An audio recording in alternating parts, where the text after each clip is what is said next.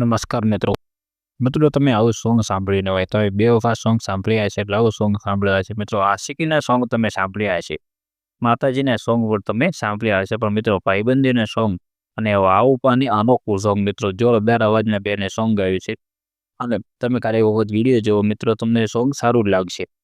હવે વર્ષા બારોટ છે સિંગરનું નામ અને જોરદાર સોંગ ગાયું છે બેને. ખાલી તમે સોંગ સાંભળો મિત્રો. જો તમને સોંગ સારું લાગે તો આપણે ચેનલને સબસ્ક્રાઇબ કરી દેજો અને વિડીયોને લાઈક કરી દેજો. તો મિત્રો હવે તે વિડીયો જોઈ લો અને બેન માટે એક નાનકડું કોમેન્ટ પણ કરી દેજો.